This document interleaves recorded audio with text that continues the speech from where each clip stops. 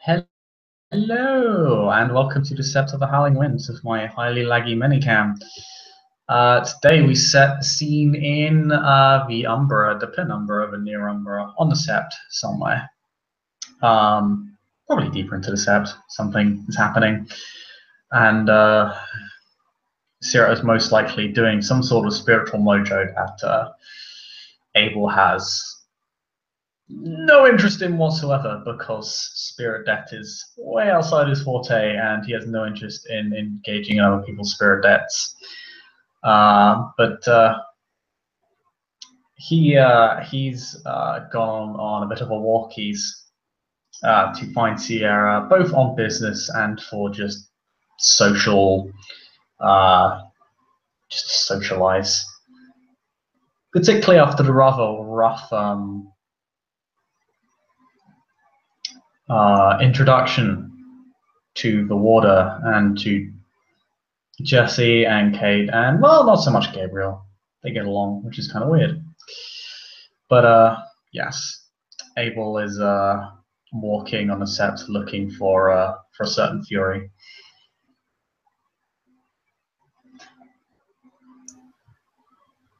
Look, I gave you these nuts yesterday. I don't understand why it's increasing today. Sounds like you're trying to strong arm me here. Seriously. Nah, I'm not about that. You're gonna take these nuts, and I'm gonna come back to you with the same tomorrow. Sierra is currently brokering with the squirrel spirit. Squirrel seems to be very angry, and Sierra seems to be having none of it. Ratatosk is displeased, and Abel will have his vengeance.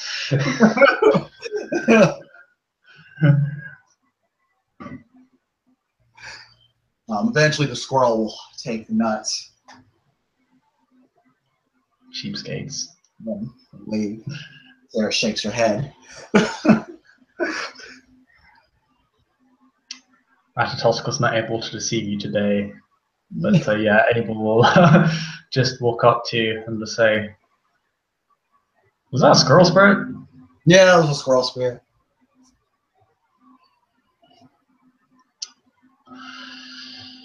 They're trying to haggle with you again. They tend to do that. Yeah, that happens. Yeah, cunning little bastards. Yeah, you gotta have to put your dick on the table. Yeah, I mean, if what they make up for in size, well, rather, what they make up for in cunning, they lack in size.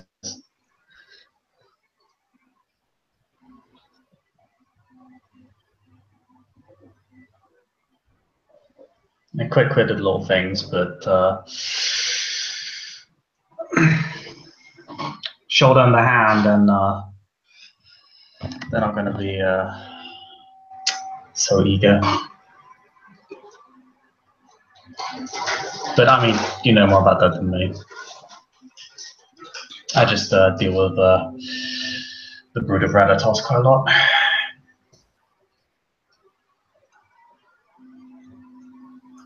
Yeah. Hard to catch as well. Oh yeah, no, catching them. While you lure them in. It's nuts. Yeah. No, I learned that a hard way. Binary Stone's a good shot, considering she can fit into damn near any hole.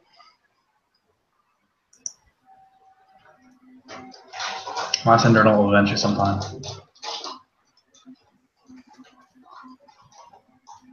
Those guys steal your nuts, you know who to call. Binary the hole digger.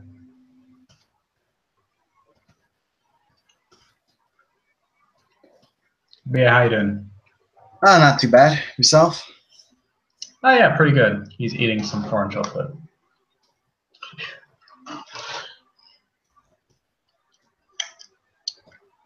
Just cooling down after what happened yesterday.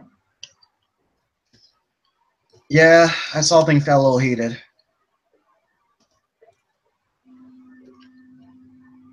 It happens. I was a bit weirded out. Thought people were a bit more strict when it comes to current entry. But then again, I mean, I got whisked away on a fucking adventure to kill off a bunch of Thunder ones, but hell, at least that made sense. You referring to Jesse? Oh yeah, that ass hat. Okay, opinion received.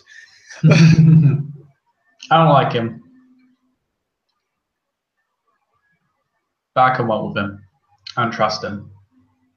He's being evasive. Hey, fair enough.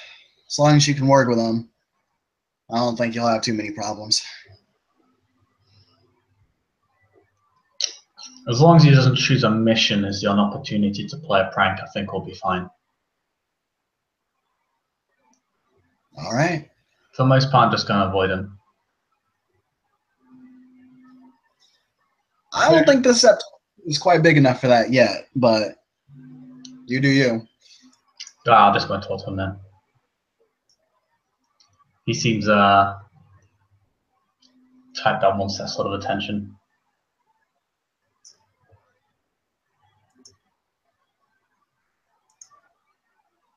Yeah.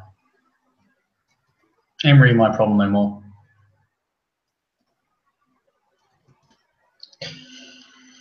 If he can do the job, then he can do the job. That's all it comes down to.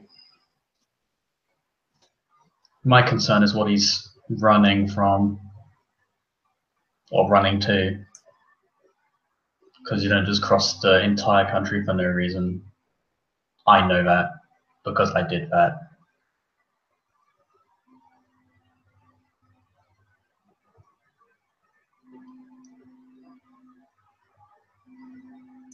I mean, if you're curious about his story, why not get to know it? Because we asked him when he came onto the set and he wouldn't give us a straight answer. In fact, he seemed very keen to avoid the topic entirely.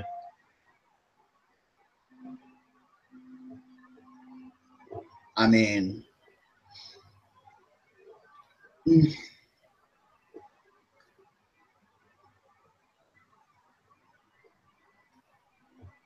unless he's bringing, I don't know, some 5 hives worth of BSDs over here.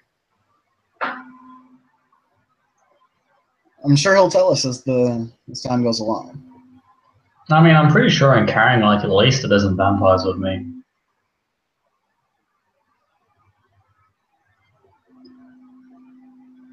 So, I mean, it happens. Granted, the reason there's so many is because I'm not the only target, but still doesn't really help matters. Well, I mean,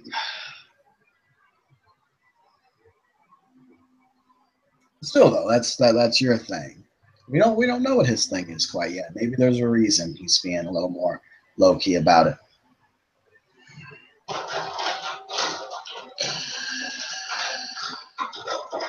I don't like people keeping secrets or trying to deceive me.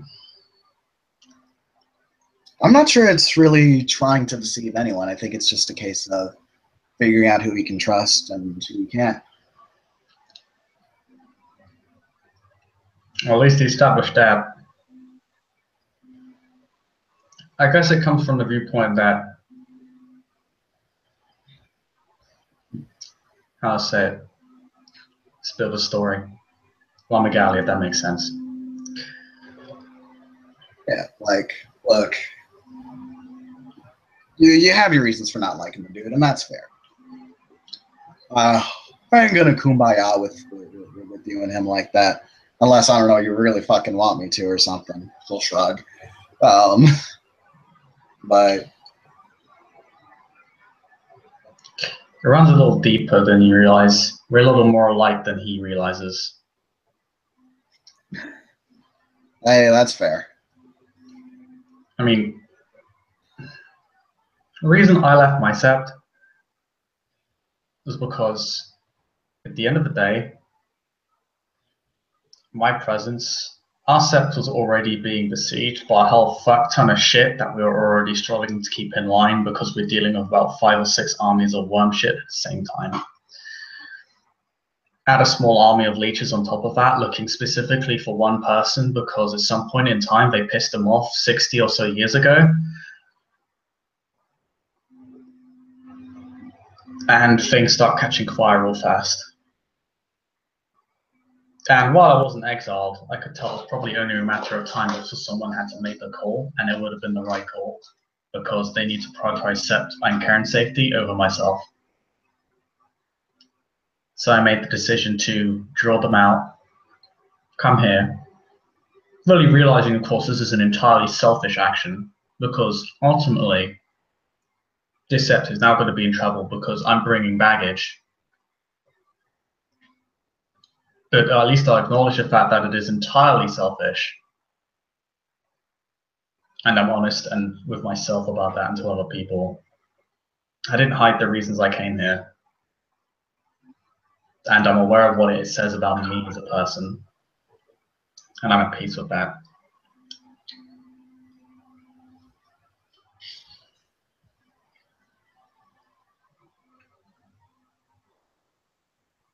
Oh, one that, to be fair, you don't know as well, to the same expectation that you held for yourself?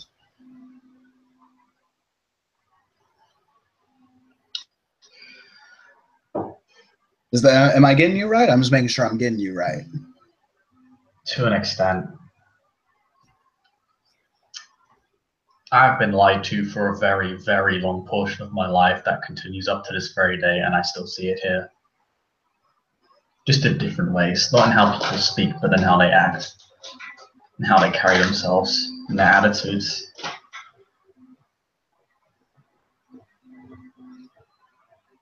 Want to give me some example? I probably wouldn't be reaching as far as I would if you didn't give me a very specific piece of information. All right. You spent about 10 years as a cub, which is whatever. It's concerning, but nothing more than that. He said he spent around like 10 years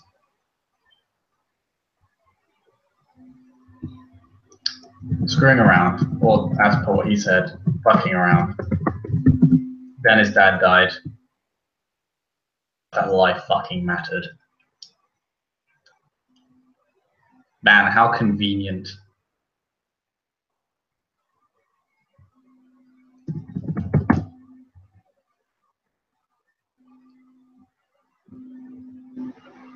Kiara kind of tilts her head. You seem to have issue with that. Yeah. You want to unpack it? Most of my friends are dead, specifically because of me. And I have seen my family members disappear. Sometimes the bodies came back. Sometimes they'd return with a different face because the leeches can do that.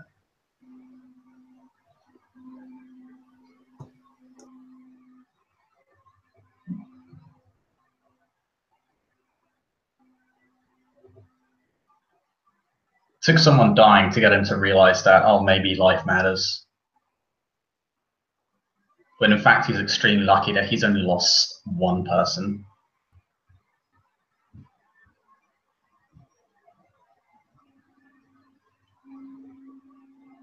Well, there's that line of thought again. Neither of you have lived the lives that you've lived. I'm not sure it's entirely fair to judge him based upon that. But that's just me. I just think there's a difference between living life in a carefree fashion and treating it as if it doesn't matter at all. And the way he spoke of it as if it didn't matter at all until he suddenly realized it did. I think... So the way he carries himself is not honest because he realizes that life isn't a joke, so I treat it like it is.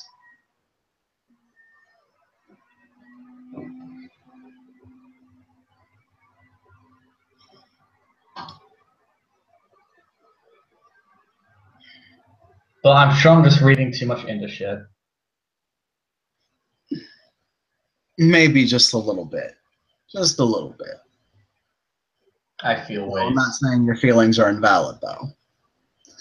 I mean, that's much fairer a shot than anyone else has given me here. So thanks. I appreciate that. No problem.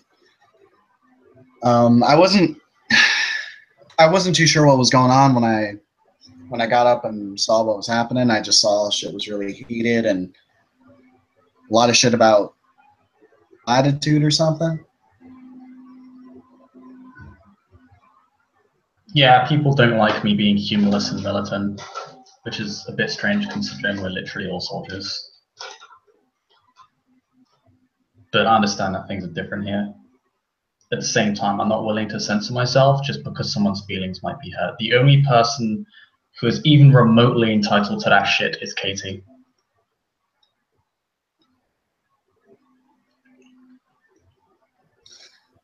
But I'm not going to lie to people because, oh, that might make me sad. We're 10-foot tall killing machines designed to fight for Gaia.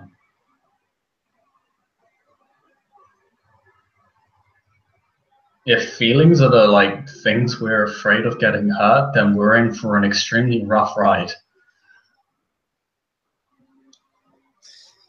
Fair. All right, how about this then? I did see your relative stoicism yesterday as compared to your carefree nature. No, not carefree nature. Jovial nature when I had first met you.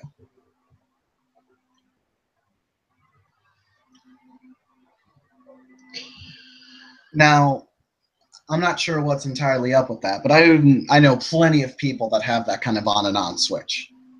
Off and on switch, myself included.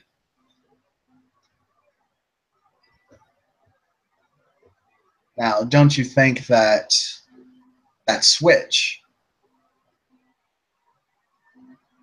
regardless of whichever one is the real you, don't you think those switches are a tad misdirecting?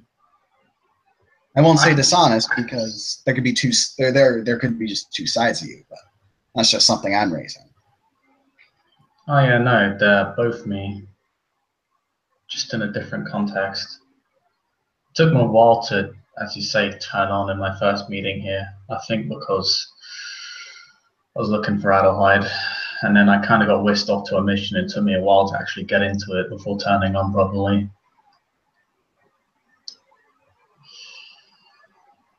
At that point, we'd already like beaten our way through a Thunderworm, so still need to get used to lapse in discipline from me. I think that there's a difference between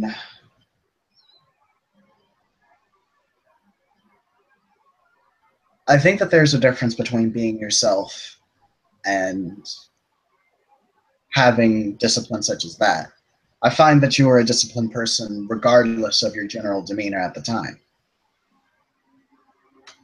Now, again, if you want to do, your on and off switch thing, I kind of don't care. Personally. Like, I mean, I care insofar as, we hear about you as like another Garu, but,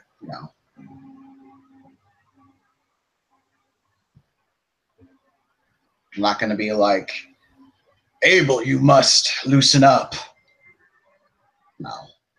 Aha! Tell me a knock-knock joke. Maybe it would. Yes.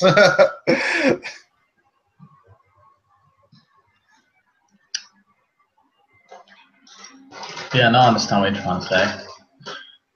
Really, the way I always use that whole on and off thing is just me emphasizing different aspects of myself because that's what's cold of me at the time. Yeah. At least when it comes to missions, like discipline and protocol are the two things that matter. because I can't afford to be joking around or daydreaming or engaging in matters that are not relevant to the situation, because I need to be in the game 110% right there or people are going to die. If I didn't have to be that person, that would be great, but I have to be that person because that's what is required of me to do my job. Now, what if that sense of humor? What if that way of alleviating tension is Jesse's way of being in the game?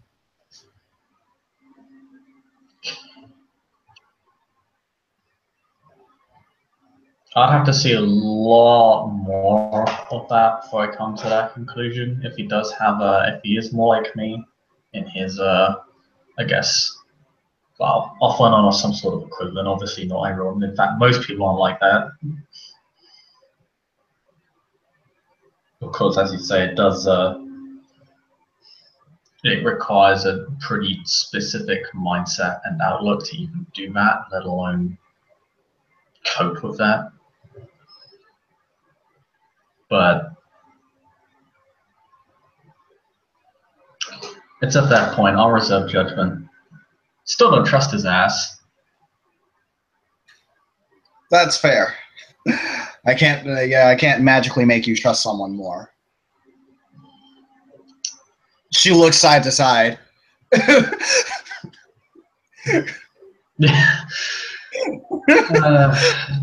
Trust is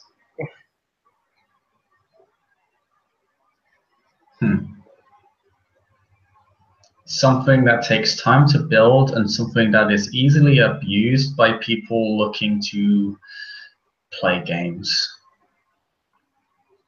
Something the worm is very, very happy to indulge in. I don't say that lightly. And I am, to an extent, in the way I'm expressing it and in the way my tone is, but the reason I say that is because, no, trust is easily abused, and it is extremely fragile, and it is a virtue that is horrendously underrated. Mm-hmm. I mean, when was the last time someone thanked you for being honest? Mm. It's an expectation. Yeah, people are often rewarded for lying. Yeah. Mm-hmm. Which is funny, because we do a lot of that.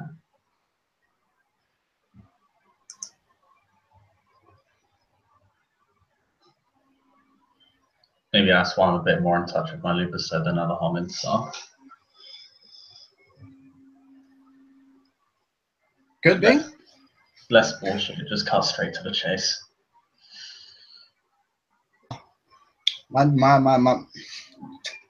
My dad was pretty but Also, you cut out? Your dad was pretty glad. And then was pretty good at like good. that.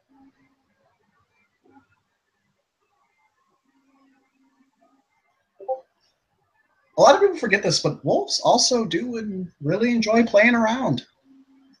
It's a thing. Oh yeah, no, it was pretty fun messing around with Blue. Yeah. But there's a stark difference to it.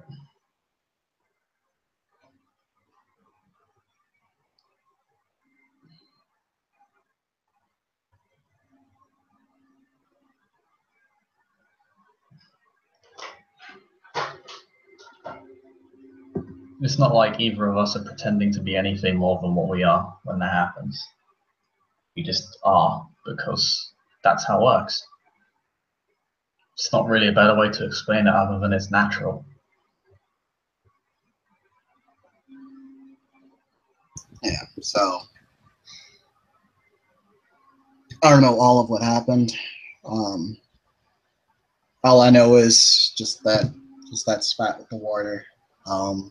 The only thing I can say though is It's up to you how you want to respond to things.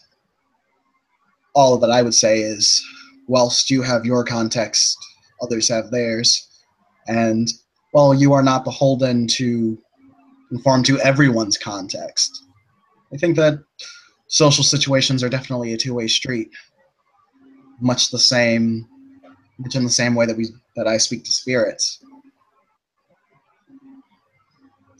There's a lot to like here that I did not see back home. But in its wake, I also think there's a lot that people have forgotten. Not even that it's right, but that people aren't really willing to even bother to understand it and just want to look down on it to validate their own egos. I mean, the Master Challenges, for example, or Mistress, as she calls herself. Then Abel was kind of like, what this got this kind of like, oh for fuck's sake face. Slightly like heavily sarcastic, like Mistress really face. Like she clearly is the effectively token traditionalist on set that everyone is there to hate on. And she has a lot of views that I disagree with and think are very wrong. But at least she's upfront about it.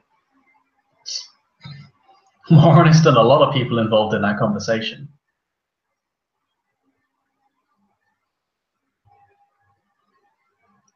I mean, as someone said, she's a cunt, but at least she's an honest cunt. And you know what? That's better than just being a lying one.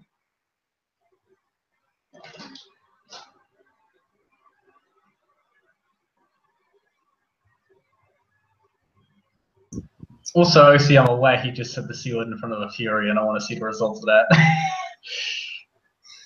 Sierra just sits there and she just kind of blinks. Lol. You know what? Actually, you know what? You know what? You know what? It is only fair that I do this.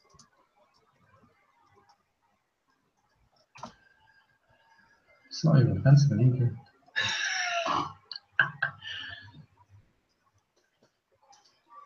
Is she making a rage roll? Or sorry, I'm not even on that correct. She definitely just kind of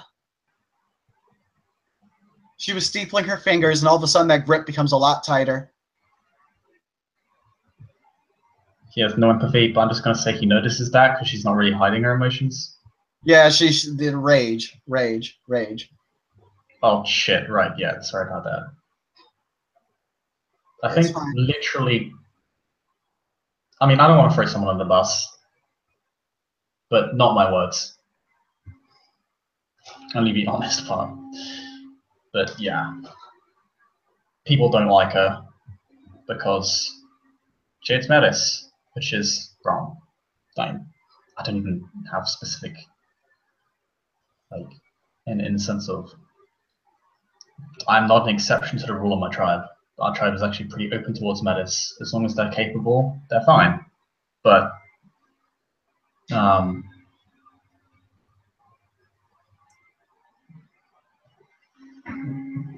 people are just hating on her, not because of what she's doing is wrong, but because they can feel right, which is not the same thing as being right.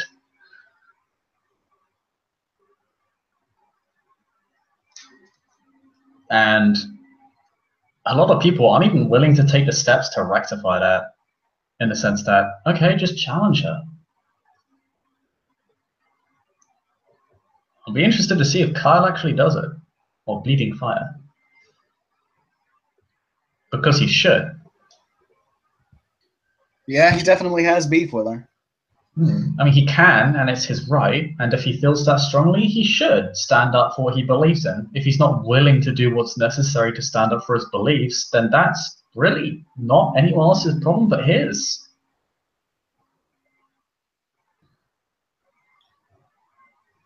Yeah, I hate to put it so harshly, but that's a weakness. If he wants to make his ideals a reality, he needs to be able to stand up for them and push for them in ways that are other than just talking. That's fair. I mean, I like the guy, even though we had our own argument about me teaching the Cubs hand-to-hand combat and teaching Blue specifically how to read and write English.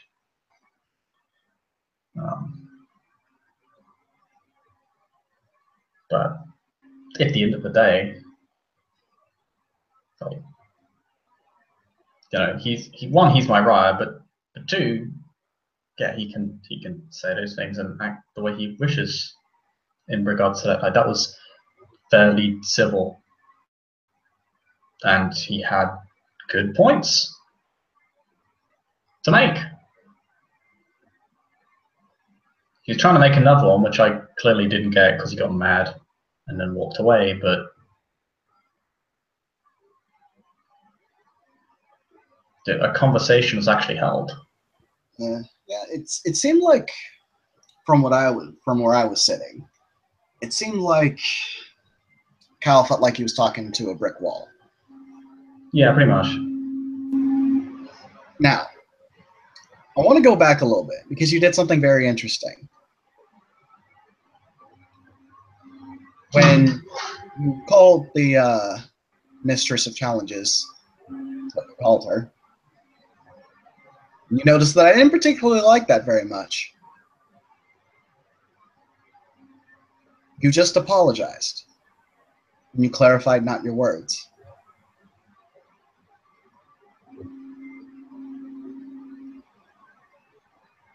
Would you find that censoring yourself, or would you find that smoothing out a social situation?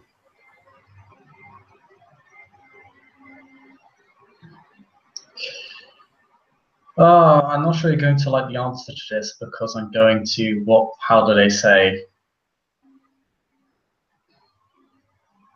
Not dodge it, but deflect it in a sense. I consider a bit of half and half. I am smoothing the situation over, but at the same time, the reason I apologized is because they weren't my words, and there are other words I can use to define that situation in a way that aren't so offensive.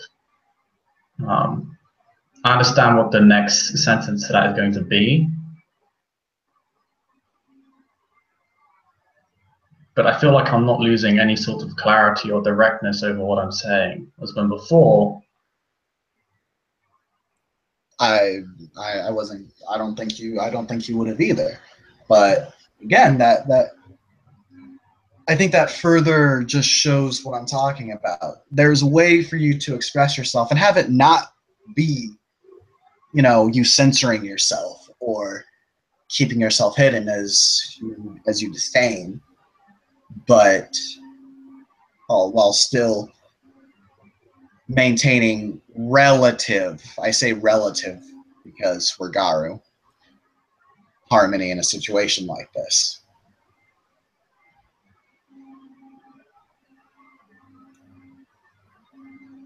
You weren't a brick wall. You were a firm mattress. There was some give, but you're still solid. That's us in many ways because I was taught to be a brick wall.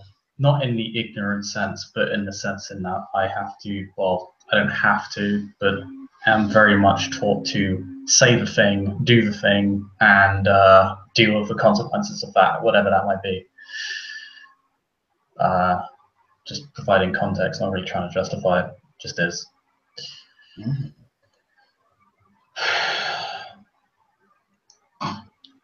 The thing with Carl is that I pretty much fully believed in what I was saying.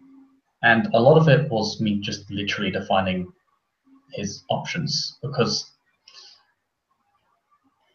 I had cleared up the den mother. If he wants to believe that, that's difficult, because I'm not sure if he can just stop me from doing that, or if it's a good den mother. And also, if he just wants to challenge me on the spot, he can if he feels strongly about it. That's not wrong for him to do. Like, he literally stated he doesn't want me to get hurt, but does he not realize what tribe I'm from? And at the end of the day, hurting people is a pretty regular thing for us, whether it's right or wrong.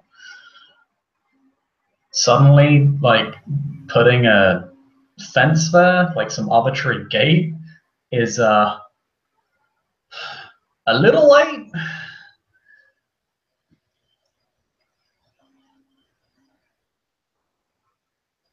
Because I don't mind any of that. And if he really wants to, he can. And again, it was a case of him hesitating. He literally could have just challenged me, and that would have been, honestly, I would have respected him more for that. I don't think it was a case of him hesitating. I don't think he wanted to challenge you in that way. However, coming out and saying, if you have a problem, then challenge me.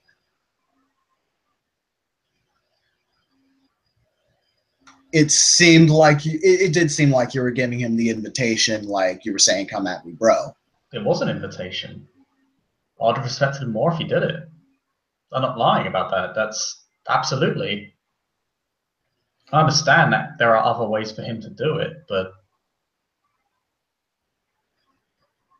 in my eyes, like, this is a conversation that is really, and when I say this conversation, I mean me and Carl's, not this one, but it was already one connected to an argument that, again, like, it's connected to a completely different argument, which already means we're kind of running off a tangent, and a lot of how we feel about this situation isn't even really relevant to the situation at all.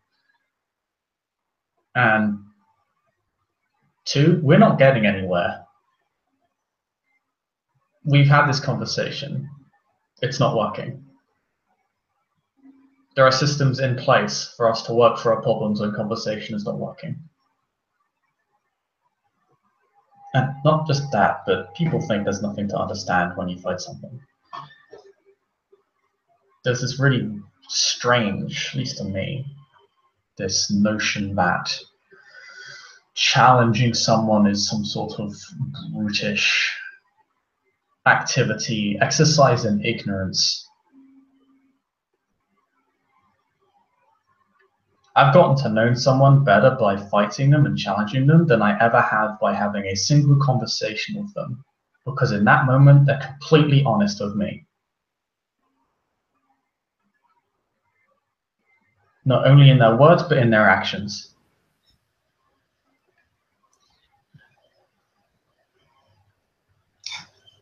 It is obviously violent, but there's more to it than just strength, which I must know must sound weird coming from me.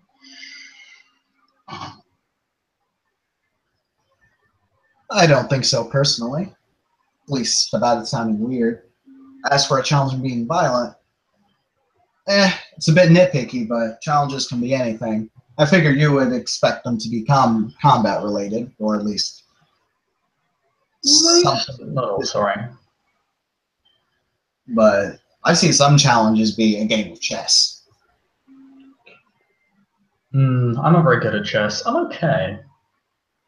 I'm not the best either. I'm just using the example. I've seen some challenges. One of the most famous challenges of the Fenrir was never a combat challenge at all. In fact, it was much more akin to a Fianna's challenge. Of course, we remember it because we won in outstanding fashion, but that's besides the point. Oh, all right. It's Gab's ideals, they will celebrate victory. yeah. We have a lot of stories that are glorious or cautionary, never much in between. Nothing about the mundane or smaller victories, which is kind of sad, really. I often find small stories on a small scale are often far more intricate and interesting. We have enough grand tales of epic adventure already. Jesus, we have millions of fucking years of them. And to the point where even humans are imitating them now. I know they must find it very interesting, but to me, it is literally every cliche ever. They're catching up to us from being a few thousand years behind. Right. Impressive, but still tiresome.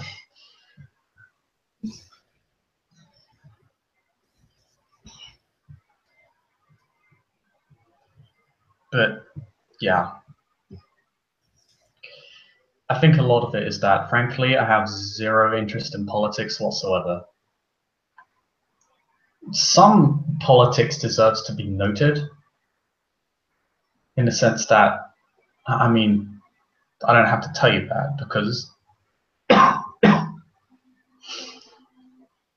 I mean, part of the entire, I mean, not the entirety of the tribe, but a lot of it is predicated on literally female empowerment, which is a political issue. It is. And it's one of the few political areas in the nation where I'd say it's actually been somewhat successful in addressing. And it's a problem that's existed in a lot of tribes, including mine, which I'm surprised we haven't gotten rid of them yet. We're getting better. It's really only been a thing for like the past 50 or so years, which makes it even more disconcerting. It's strange how it suddenly popped up in the last 100 or so years.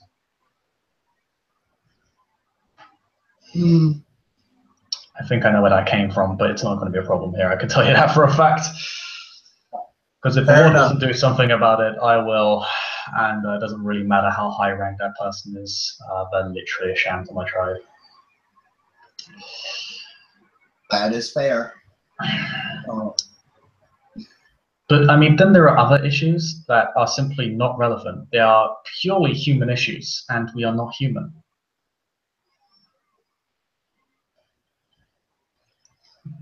Human society is not of a great concern to me. It is relevant, but it is not my end goal. I do not seek to... At the end of the day, I'm fighting a war, and I'm a soldier in that war. It is... I'm not here to reform human society. That's not my place in Gaia's plan. Never was. Certainly not my tribe's. So when people expect this of me... Oh, sorry. All good. Well, I can get that. I get the standpoint of being a soldier in a war. I'd be lying to you if I said I felt any differently. That being said, though, there are non-combatants in every war. While I see tremendous issues with human society, I'm not gonna...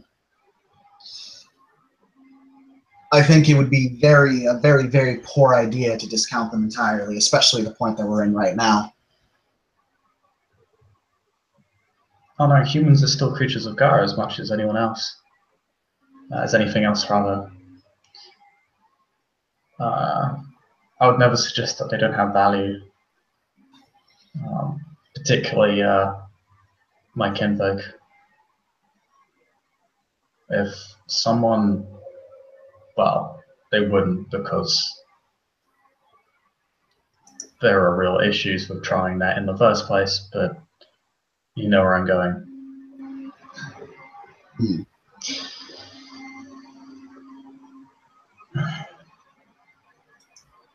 I suppose it comes down to the ultimate balance of two spiritual aspects of ourselves. But I don't really consider myself human. I consider myself a homid. This is just one aspect of who I am. I'm a man, I'm a wolf, and I'm two incredibly toxic mixtures of the two. I am an incredibly toxic mixture of the two.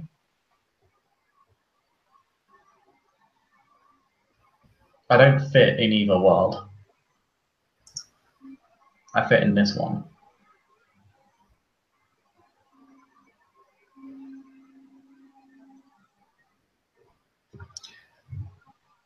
Hey, at least you're not the unlucky one that fits into this one. She looks around the Umbra. She's kind of smiling. Speaking of which, I really haven't educated myself properly. Well, not educated myself, but honed myself properly when it comes to my spiritual side. Spent so long focusing on my wolf heart that I actually forgot I have a spiritual one as well. I need to work on that. Would you like to take a walk then? Absolutely. Couldn't think of something better, actually. I apologize well, a bit late for the apologies, but I apologize for the massive fucking shadow and the red eyes. Oh, it's fine. I'm like You're inside. literally on fire. I'm on fire right now. It's totally okay. And Sierra is, yeah, she has a fiery aura around her, and her right arm is on fire. Yeah. Abel very much has a shadow that resembles his Krynos form. The shadow actually has eyes of its own that are a deep red, and there's kind of like some sort of invisible force around him that kind of represents some sort of not bloodthirst, but this sort of predatory focus, this predatory intent. Um, it's like is analytical as it is passionate and bloodthirsty. Well, not bloodthirsty, but violent. And his eyes are almost like the focal point of that. Like it's almost as if he's analyzing every strength, every weakness, every surrounding. There's kind of a strange, unsettling amount of focus in those eyes, but he acts as if it's not there. Or not that it's not there, but that he's almost blind to it in a way. His aggression, of course, is pretty obvious, judging from the last scene. Yeah, And even now, he's quite expressive, but it's obviously much more muted than before. And I mean, seems like he's much less violent considering he's. I mean, you have. I'm assuming. I'm just going to give it to you. He obviously has Fenrir like heritage. That's fair. Yeah. All right. You're a Fjord, and I'm assuming you have a fair amount of spirit lore. I wouldn't make you roll for that. Yeah, it's like it's kind of obvious. Like he has a high enough amount of spiritual heritage for it to be quite noticeable, and it's a pretty common sense like conclusion. Being a Fenrir, but yeah, it's mainly the eyes. The shadow is kind of easy to ignore because it's at his back, but the eyes are kind of strange. It's kind of hard to look into them. all right. Well, as Sierra's, taking Abel around her keeper rounds and showing him some spirit shit, shall we go ahead and end the scene here, or is there anything else Abel wants to do or talk about or anything like that? Abel would simply offer his services as a guardian, and considering that she's acting in good faith to him, will offer his services in regards to hand-to-hand combat if she'd ever be up for it. She is actually more than down for that. Yeah. Her hand-to-hand is not as up to par as she would like it to be. Yeah, at this point with Abel as a guardian, I think he has like 10 dice in Chronosaur. Jeez, God.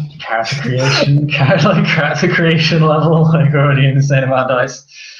But yeah, I think that's why you can end the scene with them kind of two offering each other their services for the betterment of all and reaching a mutual understanding.